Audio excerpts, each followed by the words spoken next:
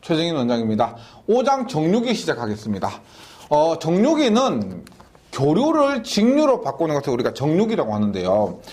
최근에는 디지털을 많이 사용하잖아요. 디지털은 우리가 전자공학에서 배우는데 TTL 타입과 CMOS 타입이 있습니다. 그러니까 직류 12V 혹은 직류 5V를 사용합니다. 근데 우리가 사용되는 교류는, 우리 집에 들어오는 교류는 전부 220V 맞죠? 그래서 이 교류 220V를 직류 5V나 12V로 바꾸기 위해서는 반드시 정류 장치가 필요합니다. 즉 교류를 직류로 바꾼 후에 그 직류를 원하는 전압으로 낮춰서 사용한다는 거죠.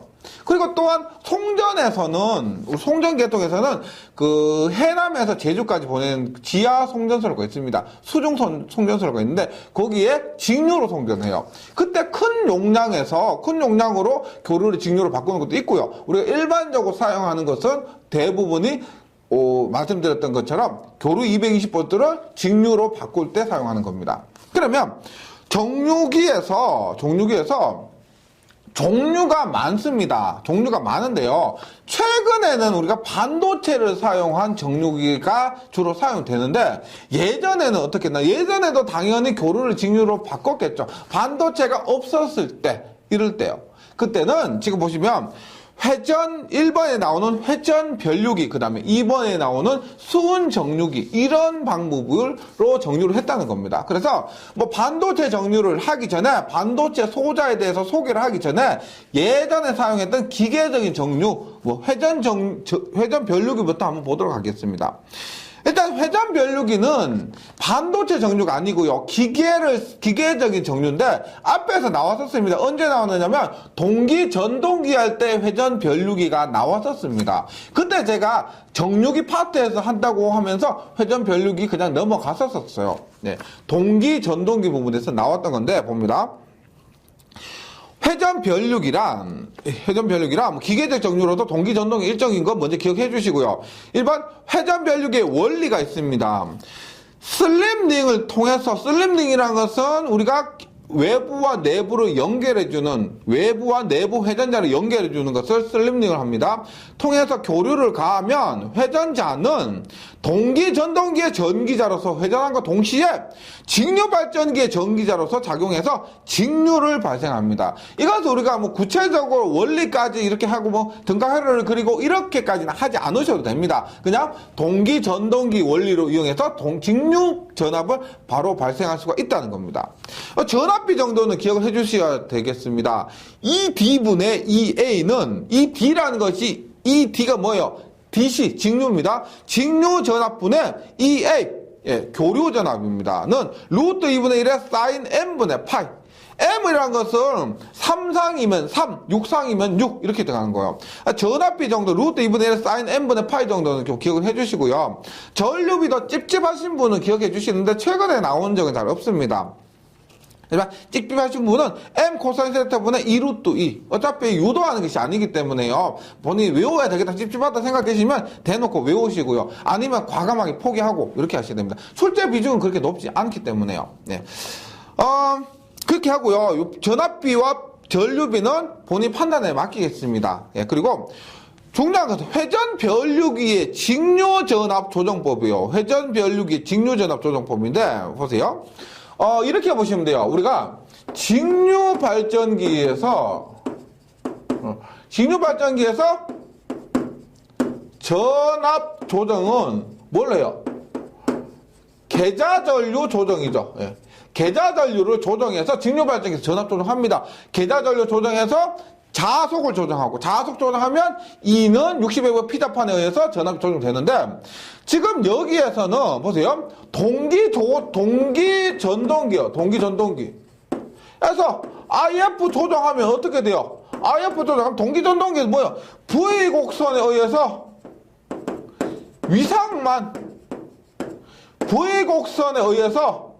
위상만 조정이 된다는 겁니다. 그래서 이때는 동기전동기에서는 지금 여기에 동기전동기, 즉 회전 변류기는 동기전동기의 특성이 같습니다. 회전 변류기에서 전압의 크기를 조정하려면 IF 조정하면 안 된다는 겁니다. 그래서 여기에서는 입력되는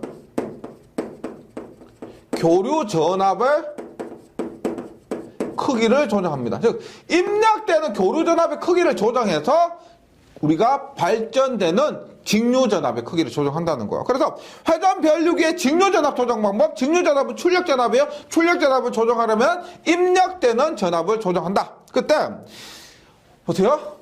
방법은 직렬 리액터, 직렬로 연결하는 L입니다. 직렬 리액터. 그 다음에 유도전압 조정기, 우리 저번 시간에 했던 거 있죠. 유도전압 조정기, 단상이나 삼상이나 유도전압 조정기. 유도전압 조정기. 그 다음에 동기 승합기. 승합기가 뭐예요? 승합.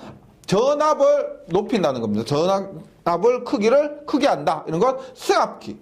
그 다음에 부하시 전압 조정기 뭐다? OLTC라고 합니다. OLTC, 온로드 탭 체한저에서 부하시 전압 조정기가 뭐냐면 부하를 걸어 놓은 상태에서 전압을 조정할 수 있는 것을 얘기합니다. OLTC, 부하시 전압 조정기가 됩니다. 그 다음에 이 회전 변류기는 동기 전동기라고 했죠. 그래서 난조가 발생합니다. 난조가 발생하니까 그 원인과 대책이에요. 동기 전동기이므로 첫 번째 원인은 브러쉬의 위치가 중성점보다 늦은 위치에 있을 때, 브러쉬의 위치가 중성점보다 늦을 때, 요 직류 발전기에서도 전기자 반작용하면서 이런 부분 했었죠. 이때 난조가 발생하고요. 그 다음에 직류측 부하가 급변하는 경우, 이런 부분은 어떤 기기든 공통입니다. 부하가 급변하잖아요. 뭔가 급변했다고 하면 문제가 생겨 난조가 발생합니다. 그 다음에 교류측 주파수가 주기적으로 변동하는 경우, 주파수가 일정하지 않고 주파수가 변동하는 경우, 그 다음에 역률이 나쁜 경우, 역률이 매우 나쁜 경우, 그 다음에 전기자 회로의 저항이 리액턴스에 비해 큰 경우, 전기자 회로의 저항이 리액턴스보다 크면은 난조가 발생할 수가 있습니다. 그래서 대책으로는 잘 아시겠지만 난조방지 제동건선입니다. 난조방지 제동건선이고, 전기자에 비해서 리액턴스를 크게 할 것, 전기자 저항보다 리액턴스 저항이 작으면은 우리가 그 난조가 발생한다 그랬죠. 그래서 전기자 저항에 비해서 리액턴스를 크게 할 것. 그 다음에 허용 범위 내에서 자극수를 적게 하고요. 자극수를 작게 할수록 난조가 적게 생기고, 기하학적 각도와 전기각도 우리가 일장에서 했었습니다. 기하각과 전기각 있죠? 그 차이를 적게 한다는 겁니다. 이것이 회전 변류기였는데, 회전 변류기에서는 다른 것보다 가장 중요한 것은 전압 조정이에요. 전압 조정하는 방법. 입력되는 교류 전압의 크기 전압을 조정하는 방법. 얘하고 난조 정도만 정리를 해주시면 되겠습니다. 네. 이것이 회전 변류기였고요. 그 다음에 또 하나가 있는데, 수은정류기입니다. 수은정류기. 수은정류기는 앞에서 한 번 언급했었습니다. 언제냐면은 변압기가 됐었어요. 뭐냐? 보세요. 3상에서 6상 변환할 때 수은정류기 포크 결선. 수은정류기는 포크 결선을 해서, 수은정류기 포크 결선에서 3상에서 6상으로 변환한다는 겁니다. 수은정류기는 지금 그림에서 보시지만은 수은정류기는요 굉장히 안 좋아요. 상태가 안 좋습니다. 보세요. 지금 수은을 통해요. 말 그대로 수은을 통하는데 이러한 교류가 입력돼요. 그런데 출력되는 직류는 어떤 거냐면 이렇게. 요거 깎아보면 직류니까 이 부분 없겠죠. 이렇게 됩니다. 이렇게.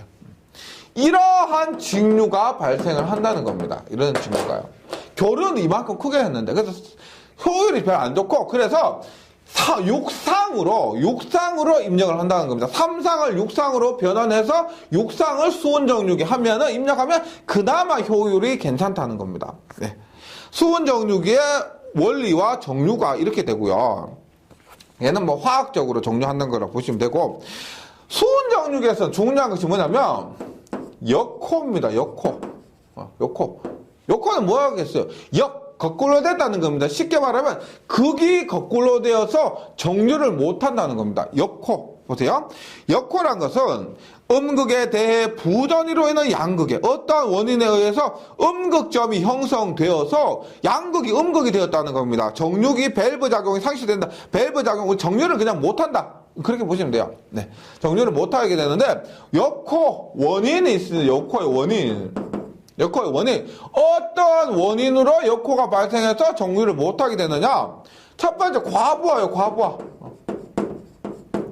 과부하 전압 및 전류. 과부하, 부하가 많아지면 이렇게 되는 겁니다. 그래서 과부하 전압 및 전류고, 전류 및 전압이고, 그 다음에 내부에 이 수은 정육이죠. 수은, 그림을 보시면 수은 정육이 어떤 관 속에 들어있죠. 맞죠? 그래서 이 관 내부에 잔존 가스가 있는데, 이 압력이 상승하면은, 압력이 너무 올라버리면 역호가 될 수가 있습니다. 그 다음에 여기 수은, 여기 표면에 있죠. 이게 그림상에서 수은 유리관 같은 그 표면에 수은 방울 부착, 수은 방울이 부착이거나 혹은 뭐 오염물 있죠. 오염되는 겁니다. 그래서 불순물 부착, 불순물. 그래서 불순물은 양극 표면에 불순물이 부착되면은 역호가 발생할 수가 있다. 수은 정육에서는 얘가 가장 중요합니다. 역호가 발생할 수 있다. 그 다음에 뭐 양극 재료의 불량이거나 혹은 전기의 밀도가 과대됐을 경우, 밀도가 과대되면은 이런 원인이 발생할 수가 있다는 겁니다. 그 방지 대책, 요거 꼭 기억해 주셔야 돼요. 반드시 기억해 주시고, 방지 대책으로는 냉각 장치의 주위에서 과열, 과냉각을 피할 것, 열을 많이 준 것, 과냉각, 또 피할 것. 정육이 과부하되지 않도록 할 것, 진공도를 충분히 높게 할 것, 것이 됩니다. 그 다음에 우리가 효율이 있는데, 우리가 혹시 수은 정육에 이거 나온 지는 꽤 됐습니다. 나온 지는 꽤 됐는데, 예전에 있죠. 막 십몇 년 전에 되게 자주 나왔던 건데, 정육의 효율이, 1 플러스 2D분의 2. 혹시나 뭐 찝찝하신 분은 공식 정도만요, 꼭 기억을 해주시기 바랍니다. 곱하기 100%예요. 요렇게. 복합이 100%에서 1 플러스 2D분의 2의 분의 1. 이것이 수은 정육의 효율을 구하는 공식입니다. 네. 이렇게 해서, 회전 변류기하고요. 수은 정육에는 제가 적어 드린 거, 요거 위주로만 공부를 하셔도 충분합니다. 예. 괜찮을 겁니다. 그 다음에, 전력용 반도체 소자입니다. 전력용 반도체 소자. 우리가 반도체라는 것이 나왔습니다. 반도체라는 것 자체가 조금 어렵게 느껴질 수가 있는데요. 반도체는 보통 이렇게 보시면 됩니다. 전기가 잘 통하는 것을 도체라고 하죠. 철 이런 것들 있죠. 전기가 잘 통하는 도체, 전기가 잘 안 통하는 것을 부도체 혹은 절연체 이렇게 얘기를 합니다. 전기가 잘 통하지 않는 것을요. 근데 반도체는 뭐냐? 도체와 반도체의 중간입니다. 어떤 원리냐면은 도체는 잘 통하고 반도체 안 통하는데 그 부도체는 잘 안 통하는데 반도체는 뭐 잘 통한다는 말인지 잘 안 통한다는 말인지 때에 따라서 있죠. 잘 통하다가 안 통하는 겁니다.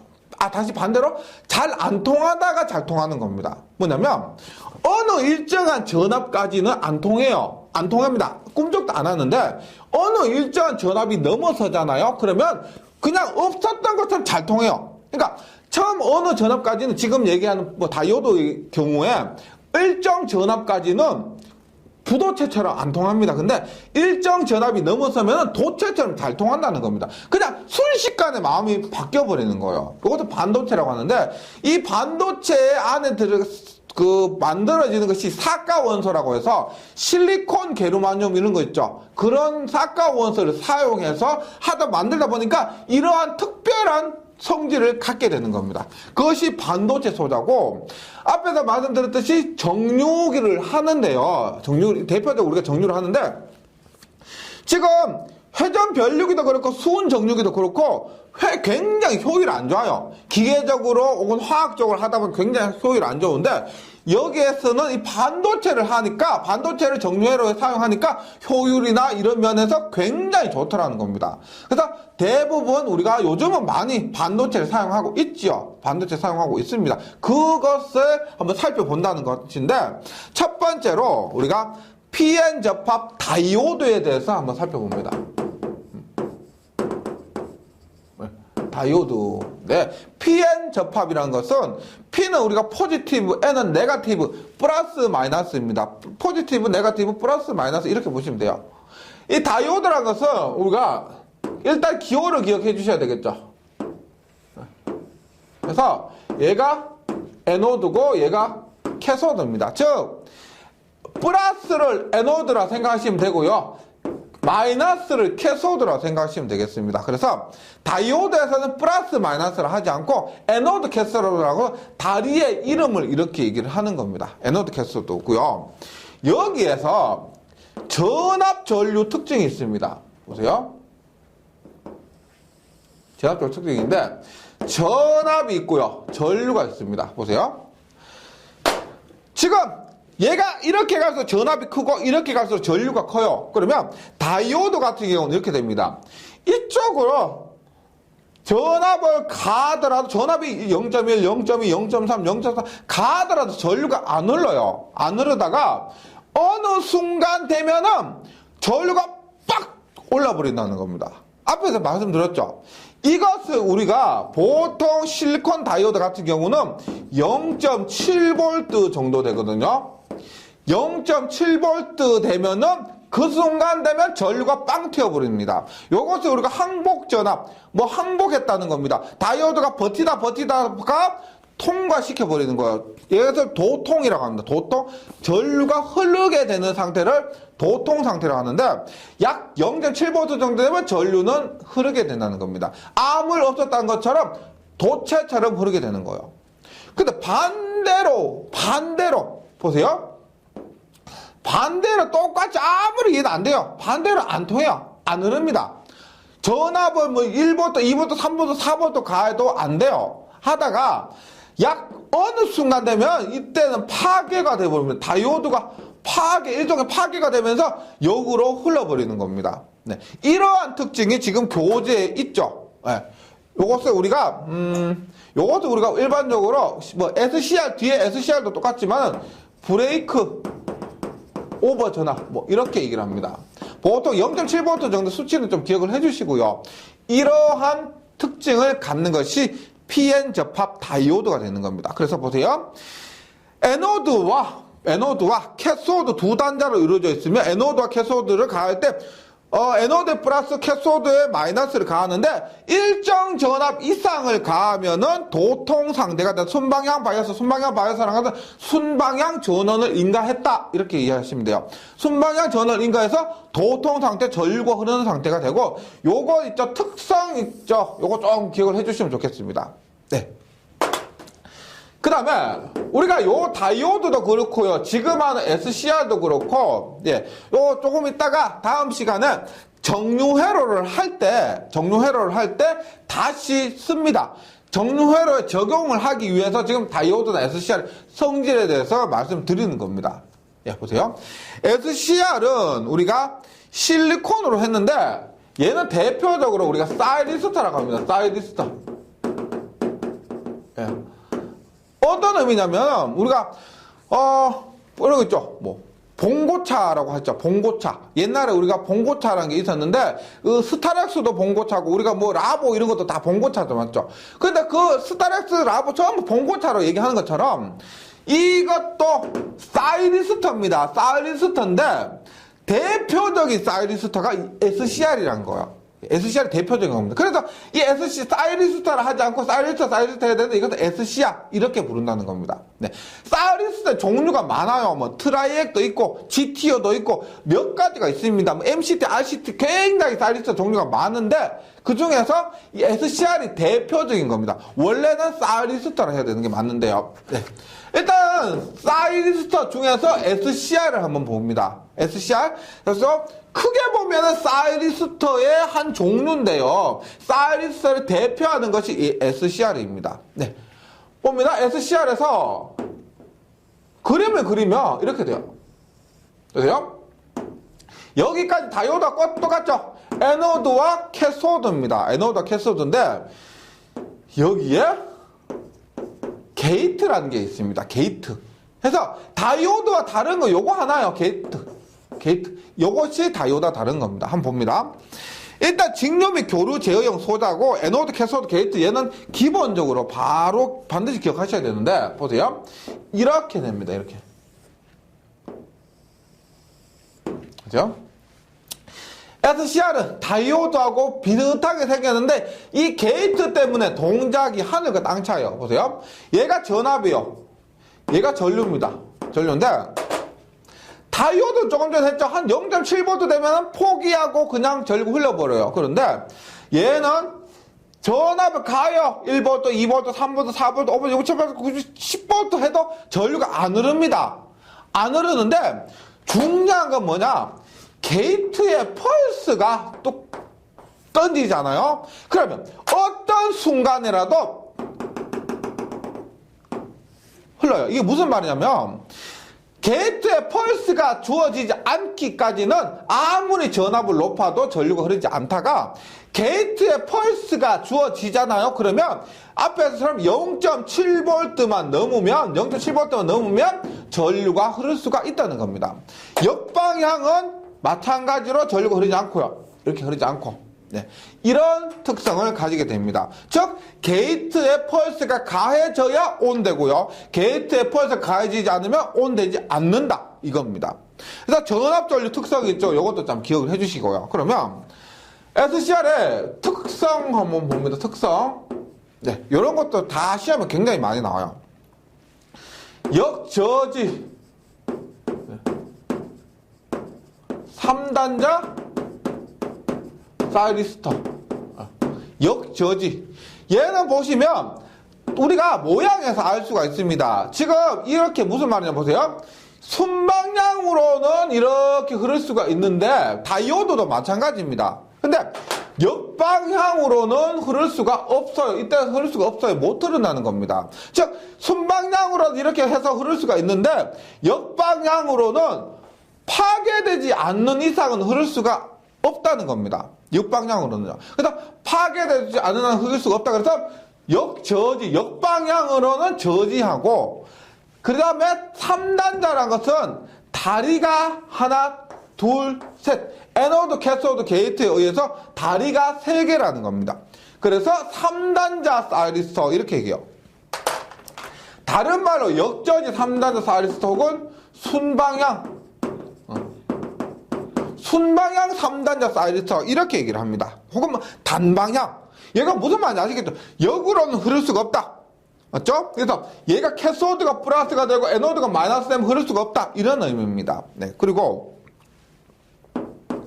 얘는 반도체이기 때문에요. 실제 접점이 붙었다 떨어졌다. 얘가 스위치 역할을 하는데 스위치 역할을 하는 거죠. 어떤 전압 혹은 펄스를 가면 전류가 흐르니까 스위치 역할을 하는데 스위치 역할을 하는데 실제 우리가 스위치를 쓰는 것처럼 아크가 발생하지 않는다는 겁니다.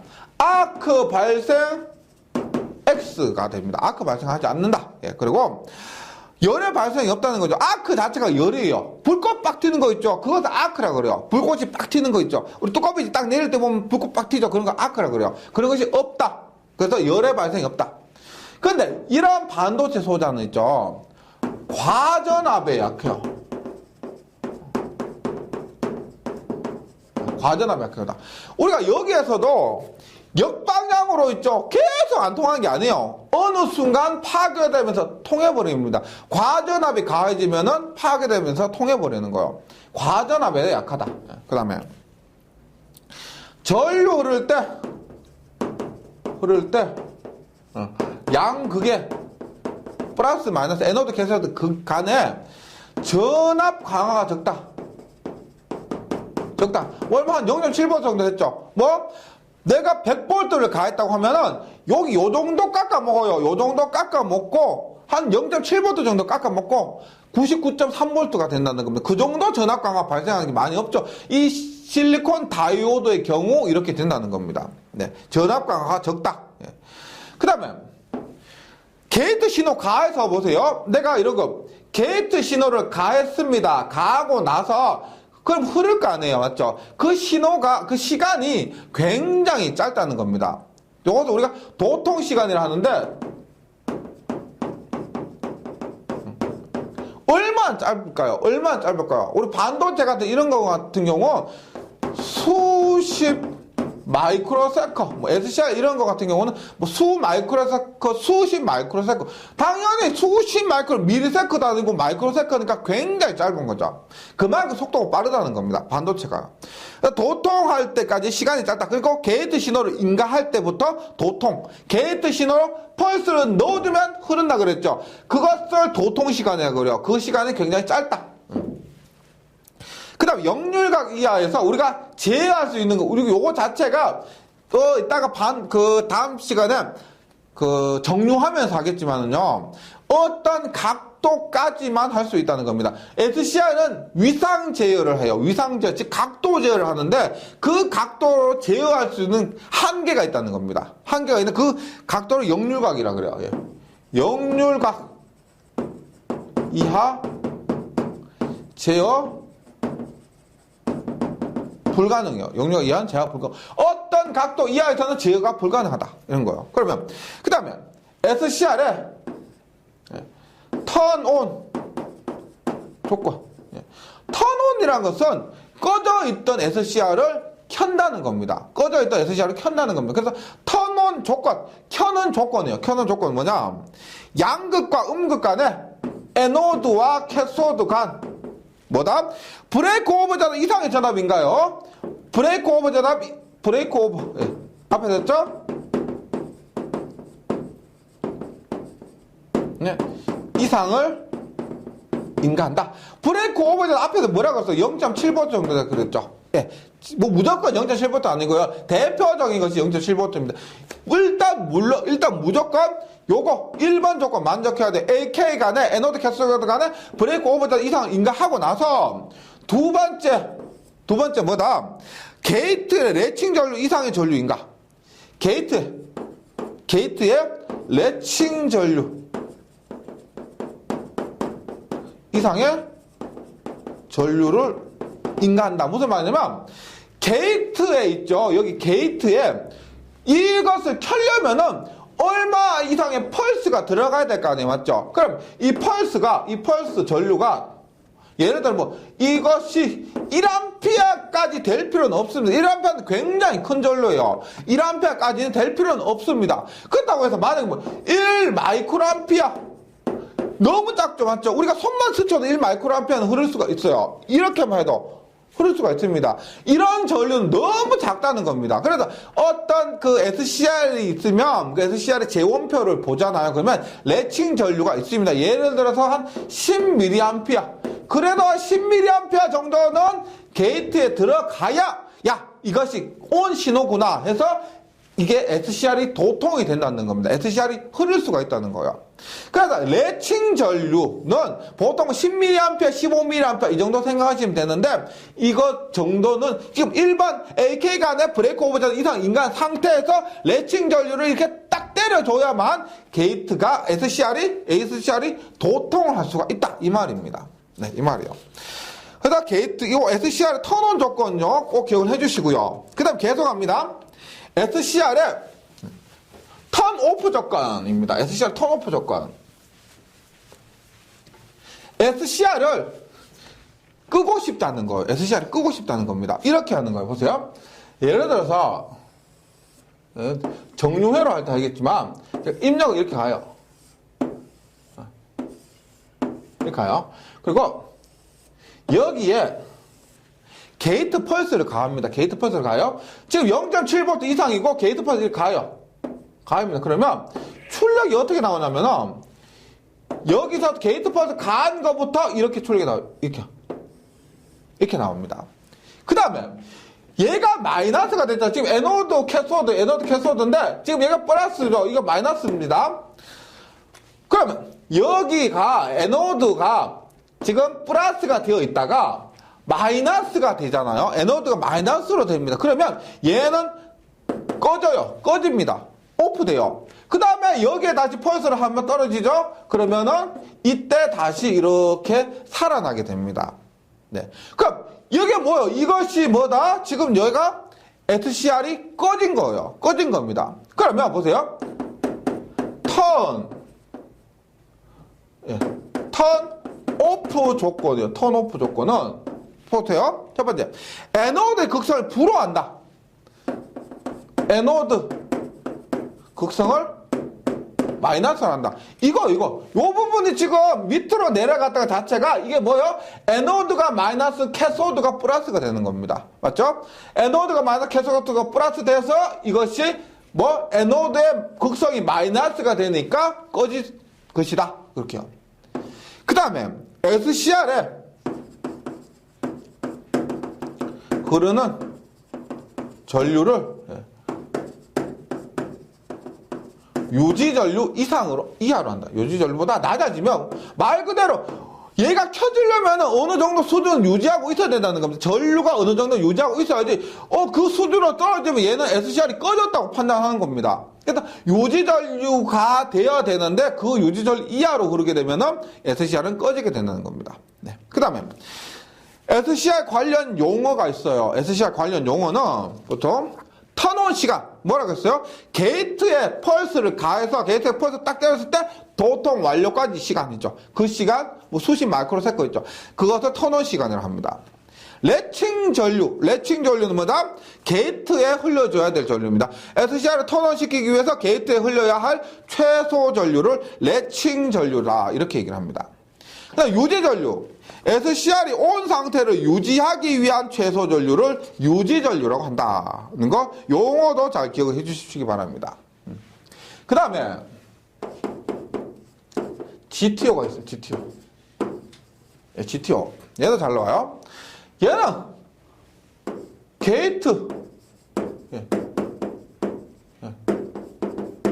게이트 톤오프.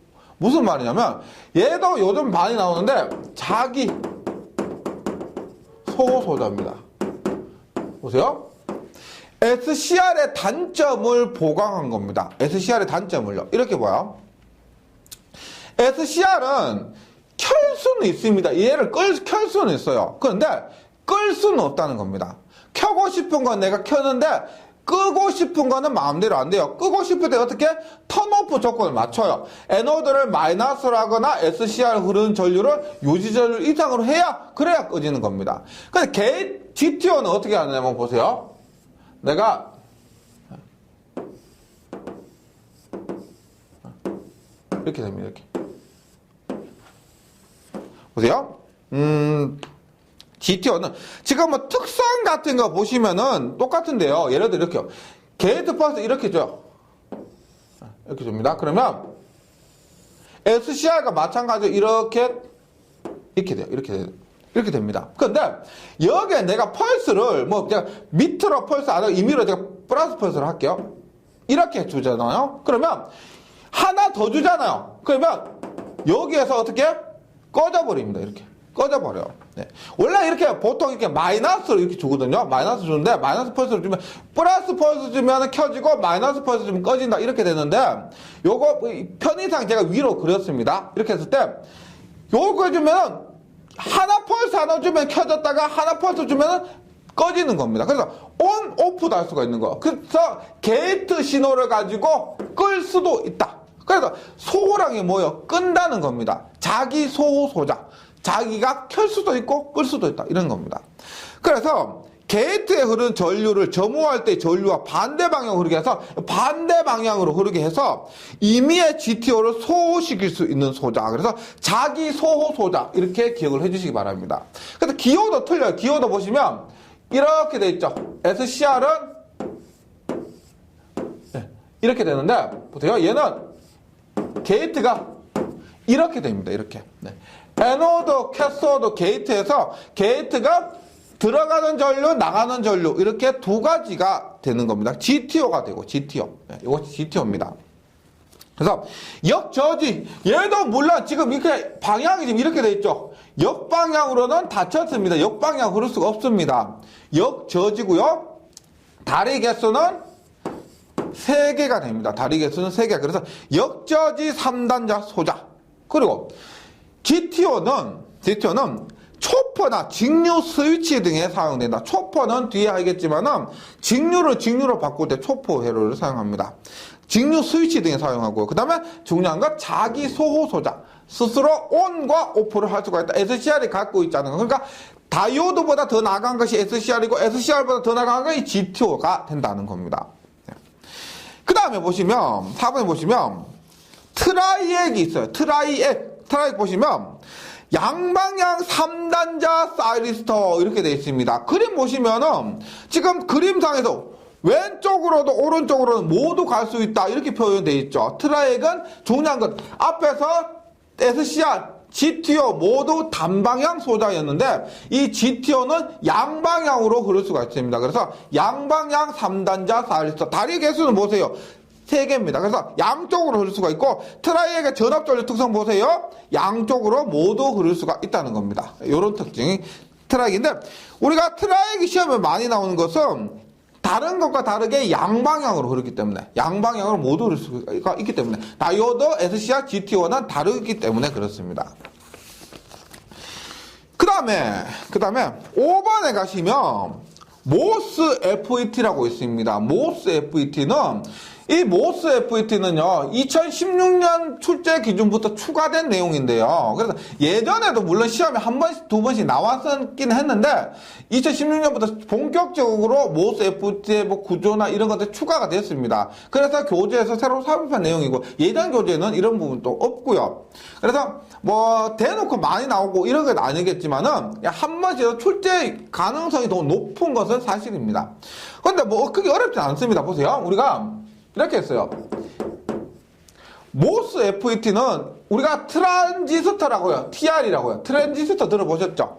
트랜지스터라고 해서 옛날에 뭐 1세대 진공관에서 그 다음에 트랜지스터에서 반도체 직접 회로 이렇게 넘어온 기술 발전이 있는데 요 트랜지스터 일종의 반도체입니다. 반도체에서는 우리가 BJT가 있어요. BJT. 예. 바이폴라 정션 트랜지스터 이거 전자과에서 보통 배우는데요. 참고적으로만 해주시면 됩니다. BJT가 있고요. 바이폴라 정션 트랜지스터가 있고 FET가 있어요. FET. 우리가 일반적으로 그냥 트랜지스터 하잖아요. 그러면은 BJT 이렇게 얘기해요. BJT. 혹시 뭐 자녀분들이 혹시나 자녀분들이 계시면은 학교에서 공고 다니고 할 때요. 트랜지스터 이게 고장 나가지고 5만 원이 필요하다 그런 얘기를 하고 하면은 이 트랜지스터 한 개 얼마 안 해요. 한 500원이면 되거든요. 이거 별로 안 합니다. 예전에 제 학교 다닐 때 학생들이 납땜하고 하다가 파괴되고 이래가지고 집에서 용돈 타려고 이렇게 하는 게 있는데 반도체라고 다 비싼 거 안 해요. 요런 거 굉장히 쌉니다. 일반적으로 트랜지스터라고 하면은 트랜지스터하고는 BJT를 얘기해요. 그다음 FET는 뭐냐면 필드 이펙트라고 해서 전개효과 트랜지스터라고 합니다. 전개효과 트랜지스터. 그래서 일반적인 트랜지스터 BJT고요. FET는 우리가 JFET가 있고요. FET가 있고 그다음에 모스 FET가 있어요. 모스 FET가 있는데 우리가 지금 여기서 얘기한 BJT는 일단 출제 범위 아니니까요. BJT는 일반 트랜지스터고 FET 중에서 모스 FET가 있습니다. 모스 FET라고 해서 금속 산화망 반도체 전개효과 트랜지스터. FET가 전개효과 트랜지스터예요. 필드 이펙트 트랜지스터 중에서도 금속 산화망 반도체 전개효과 트랜지스터를 얘기하는데 크게 어려운 거 아니고요. 앞에 SCR은 이렇게 얘기를 했잖아요. 맞죠? SCR은 에노드, 캐소드, 게이트 이렇게 얘기를 했습니다. 그런데 지금 모스 FET는 지금 N채널 증가형, P채널 증가형, N채널 공fik변, P채널 공fik변 해서 종류가 조금 많습니다. 맞죠? 그래서 요렇게 합니다. 요렇게 해서 지금 게이트에서 요 게이트예요. 게이트고 보세요. 드레인과 소스 이렇게 드레인과 소스 그다음에 방향에 따라서 N채널은 들어가는 채널이고요. P채널은 나오는 채널입니다. 그래서 대략적인 기호는 이렇게 씁니다. 그래서 일단 SCR과 비교해서 게이트는 똑같아요. 게이트는 똑같은데 에노드 대신에 드레인, 캐소드 대신에 소스 이렇게 쓴다는 겁니다. 그래서 에노드, 캐소드, 게이트가 아니고 게이트, 드레인, 소스 이렇게 쓴다는 거. 그 다음 일반 반도체 있죠. 일반 트랜지스터 BJT는 어떻게 쓰냐면 에미터, 컬렉터, 베이스 이렇게 써요. 에미터, 컬렉터, 베이스. 그래서 ECB, 22 이렇게 얘기를 하는데 요것이 일반적인 BJT고요. 요것이 뭐다? 모스 FET. 그래도 기호 정도는 기억을 해주시기 바랍니다. 기호 정도는요. 그리고 여기서 N 채널은 들어가는 거고 S 채널은 나오는 거다. 요거 정도는 기억해 주시기 바랍니다. 그러니까 모스 FET 특징을 한번 보는데요. 보세요. 특징은 스위칭 속도가 수십 나노세커에서 수 마이크로세커. 나노세커가 얼마예요? 10의 마이너스 9승이죠. 나노는. 수 마이크로세커는 마이크로는 10의 마이너스 6승입니다. 그만큼 빠르다는 겁니다. 이거 장점은 뭐냐면 모스 FET 특징 빠르다. 단 빠른 대신에 용량이 작다. 용량이 작아. 이게 가장 큰 특징입니다. 그래서 스위칭 속도가 스위칭이라고 하는 스위치 온오프 하는 그 속도가 수십 나노세커에서 수 마이크로세커 이럴 정도로 매우 빠르기 때문에 높은 스위칭 주파수 사용할 수 있는데 스위칭 시 소요 전력 용량이 적어서 주로 전용용으로만 사용할 수가 있다. 그래서 최대 전압은 1000V 내외, 전류 최대 용량은 100A 내외가 됩니다. 그다음 응용 분야로서는 용량이 그렇게 크지 않기 때문에요. 정밀 서버 드라이브나 컴퓨터 정보기기에 장착된 SMPS가 뭐예요? 전원 공급 장치죠. SMPS고 소형 전력을 다루고 고주파 스위칭을 요하는 분야에 사용을 한다는 겁니다. 모스 FET. 가장 큰 특징은 요거. 그 다음에 기호 같은 거 정도요. 그 다음에 IGBT라고 봅니다. IGBT도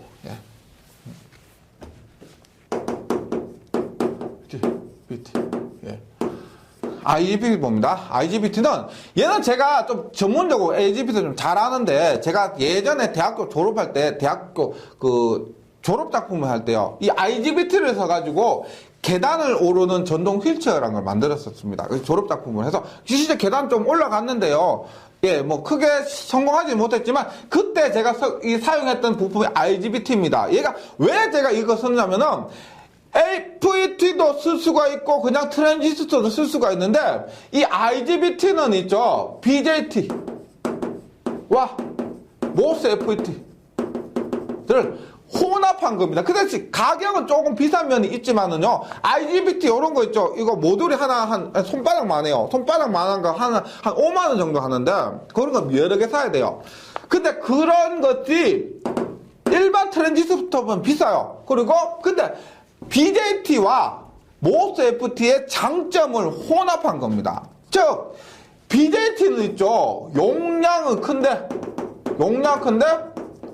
속도가 느려요. BJT는. 모스 FET는 용량은 작은데 속도가 커요. 스위칭 속도가 큽니다. 그래서 요것들 다 혼합해서 만든 것이 IGBT입니다. IGBT. 그래서 인슐레이티드 게이트 바이폴라 BJT도 모스 FET도 모두 트랜지스터예요. 그래서 인슐레이티드 게이트 바이폴라 트랜지스터가 됩니다. 트랜지스터. 네.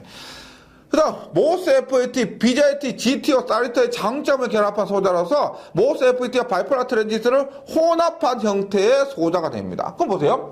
제가 BJT는 뭐라고 했어요? 베이스, 컬렉터, 이미터라고 했고요. 얘는 뭐다? 게이트, 드레인, 소스라고 그랬죠. 그래서 BJT와 모스 FET를 합치다 보니까 어떻게 된다? 뭐가 됐어요? 게이트와 컬렉터, 이미터 이렇게 되는 겁니다. 기호가 이렇게 되고요. 기호는 앞에서 해주시면 기호가 지금 1번, 2번 이렇게 두 가지 종류가 있습니다. 보통 1번 많이 쓰는데 1번 많이 써요. 기호도 조금 기억을 해주시고 그 다음에 특징을 봅니다. 전압제어 소자로서 게이트와 이미터 간의 입력 임피던스가 매우 높아 BJT보다 구동이 쉽다. BJT보다 구동이 쉽고 그 다음에 모스 FET보다 훨씬 큰 전류를 흘릴 수가 있다. 모스FT보다. 그 다음 역방향 전압 저지 특성. 보시면 역방향은 흐를 수가 없습니다. 저지 특성을 갖고 스위칭 속도가 빠르다. 스위칭 속도가 빠르다. 뭐 일반 BJT보다요. 그 다음 고전압 대전류를 고속으로 스위칭 동작시키기 위해서 톤온 또는 톤오프시 높은 서지 전압이 발생합니다. 이런 것도 장점이 있고, 저런 게이트를 갖고 있기 때문에 정전 대책이 필요하다. 응용 분야, 직류 및 교류 전동기 구동.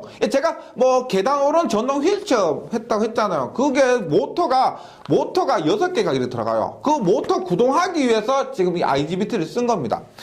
그러니까 직류 및 교류 전동기 구동, 지하철 차량의 구동 전동기, 무정전 전원 공급 장치, 우리 UPS라고 해요. 요런 곳에 반도체 릴레이 전자 접촉기 등에 이 IGBT를 사용한다는 겁니다.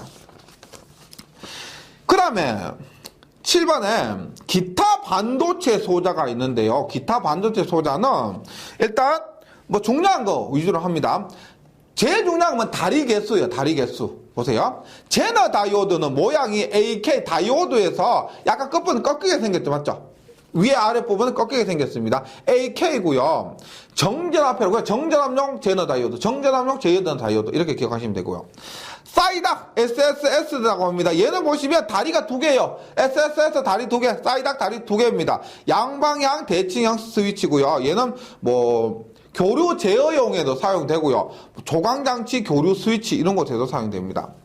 LASCR, LA가 뭐예요? LASCR, SCR은 SCR인데 LA, 라이트 액티비티 해서 빛에 의해서 동작한다. 라이트 액티비티. SCR입니다. 감광, 역저지, 얘도 똑같이 역방향 저지하는 겁니다. 3단자 사이리스터인데 빛에 의해서 동작한다는 겁니다. 기어 보시면 화살표 있죠? 얘가 빛이에요, 빛. 그래서 에너드 캐스 계속 나머지 똑같고 SCR에다 겉에 테두리 동그라미 쳐놓은 거예요. 이렇게 됩니다. 그 다음에 광 스위치, 릴레이, 카운터 에러 등에 사용됩니다. SCS 얘가 또 보세요. SCS가 역저지 4단자입니다. 다리 4개짜리예요. 다리 4개짜리 많이 없죠. SCS가 다리 4개짜리라서 시험에 많이 나옵니다. 그다음 광에 의한 얘도 스위치 제어가 되고요. 다이액은 요거 그 층이 4층이에요. 일단 우리 SCR도 층은 4층입니다. 다리 개수는 3개지만은 SCR도 층은 PN에서 4층인데 다이액도 다리는 2개예요. 에너드 개수 2개밖에 없는데 층은 4층이에요. 4층이고 지금 보시면 양방향으로 흐를 수가 있죠. 양방향으로 흐를 수가 있습니다. 얘가 우리가 앞에서 했던 트라이액의 게이트 펄스 만드는 것을 이 다이액이 보통 해주고 있습니다. 그래서 다이액은 트리거 펄스를 발생하는 역할로서 이 다이액이 많이 사용된다는 겁니다. 그리고 다이액도 다리 2개, SCS 다리 4개, 사이닥, SSS 다리 2개 이런 것들 잘 기억을 해주시고요. LLSCR은 빛에 의해서 동작한다. 제너 다이오드는 정전압회로다. 이런 중요한 특징들 있죠? 잘 기억해 주시면 좋겠습니다. 예. 여기까지 해서, 간단한 정류, 그 다음에 정류에 필요한 반도체 소자들의 특징을 했고요.